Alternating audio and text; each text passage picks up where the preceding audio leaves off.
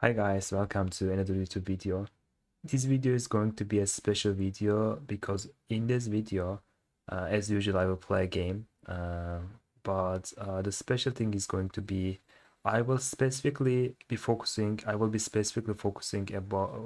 I will be specifically focusing my opponent's moves. So instead of directly finding a good move or finding a good plan, instead, I will be focusing more on his ideas and threats. And I believe this strategy is very useful, especially all the way up to, let's say, 1000, maybe like 12, rating on chess.com. And I would like to prove you if you do that, if you pay attention enough your opponent's moves on the board, if you can understand your opponent's ideas, threats, and if you don't blunder, that could be the most important thing here. If you don't blunder, then you can win lots of games just by using this strategy. So let's try to find someone from the pool here. And let's see. Okay, I see someone.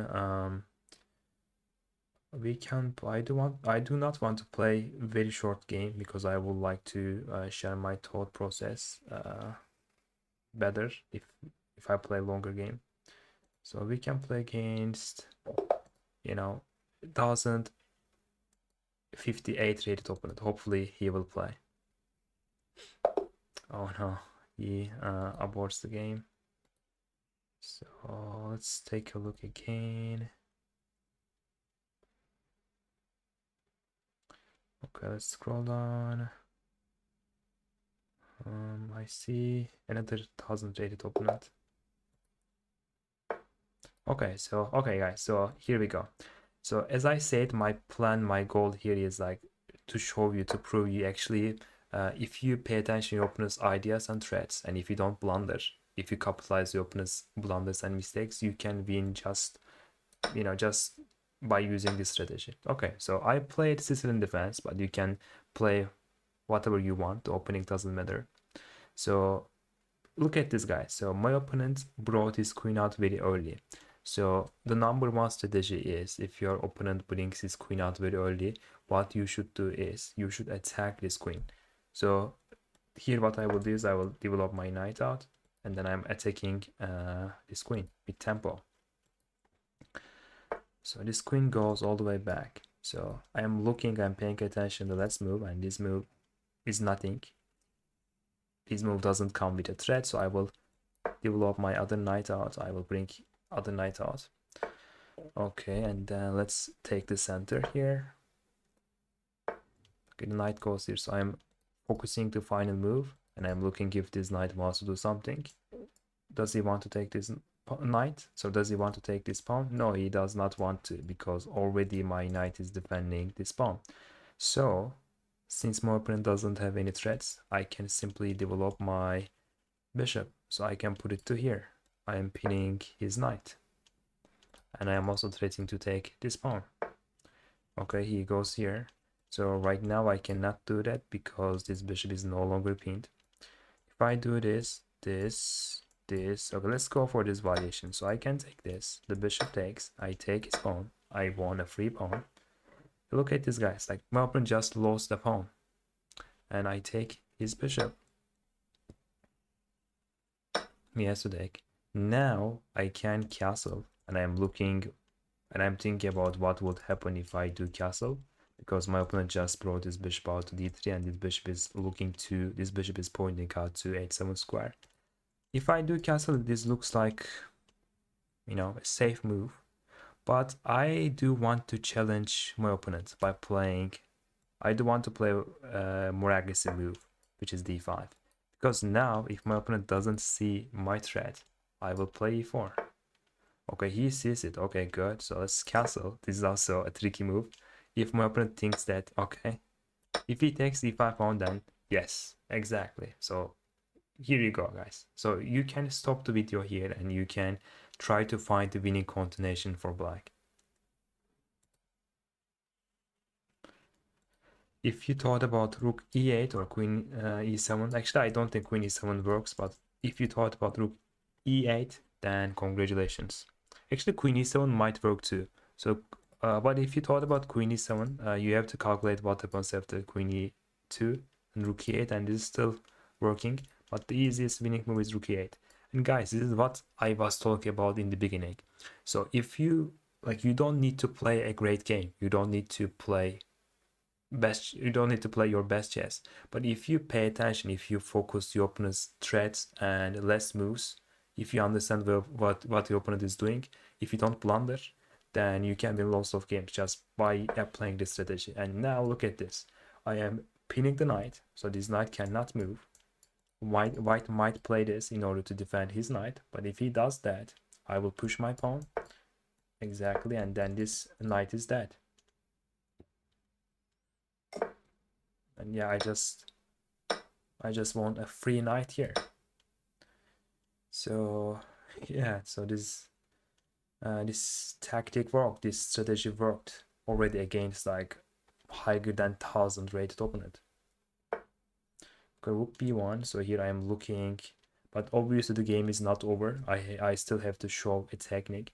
So here like I am looking the last move on the board. So this rook is controlling the b file. I'm looking if this rook wants to come down. No. So there is no threat, so I can just attack his rook. And I will move the queen. I will triple up, and this looks good. Okay, rook e1.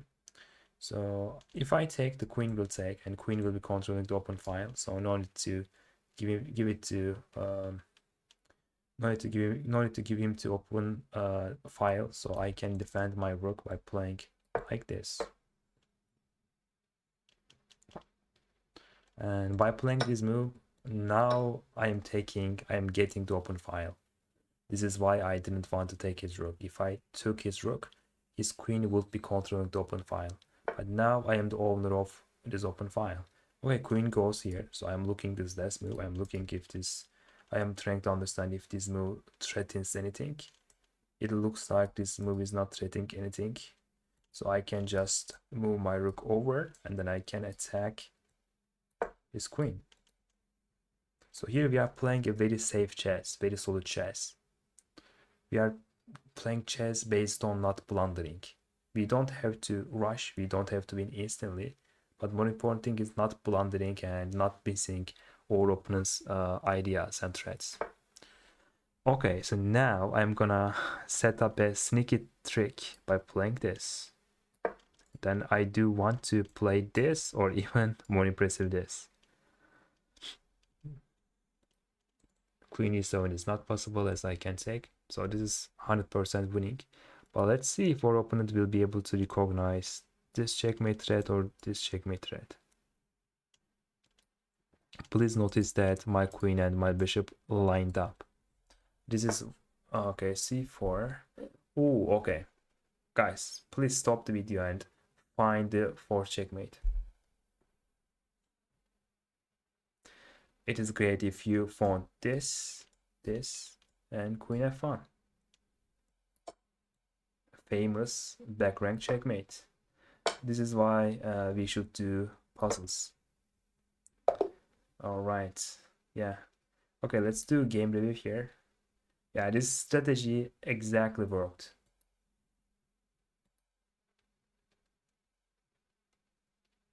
I didn't do anything special. Oh my goodness, I played with 99.1 accuracy. It is crazy. But I think the reason why I got that high accuracy is, I think my opponent made blunders. Otherwise, I don't think I played like, excellent game. It was not that impressive game by me, but I just took advantage of my opponent's mistakes.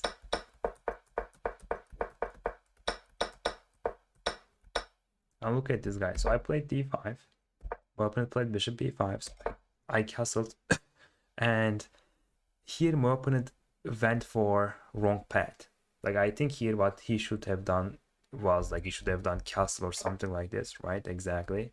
Because the castle is very important, and when you have a king in a center like this, even if you feel like you are going to win a pawn, it won't be a good pawn. It will be a poisonous pawn. It's happened in the game. So my opponent took this, I took, and he took my pawn. And look at this, now this knight and the king on the same file, so I can exploit this by pinning the rook, so by pinning the knight. And this, and after that the game was very easy. And another thing I wanted to mention, I talked about this, the reason I didn't take this rook was because if I took that, the queen would take, and then he would be controlling he would be the owner of the whole open file. So I want to the owner of the whole open file, and here is, well, I played a good game, but these moves were very easy actually. And here I was threatening to play queen f1 or rook f1, obviously. So my opponent plays c4, and now this is going to be a famous back rank checkmate position. So he has to take, and I take, and this is checkmate. Okay, guys. So if I have to wrap up this video, if I have to finish up the video, you know, like, you don't have to play a great chess all the time, and you cannot. But more important thing is, especially under, you know, 1000 or under, like, let's say 1200 rating level on chess.com, like, not blundering and being very aware of your opponent's ideas and possibly thinking about why my opponent played this, or if his last move comes with a threat. I can guarantee, if you think that way, you will make less blunders and you will win more games. Okay, guys, so if you like the video, please don't forget to like the video, and then please subscribe to the channel.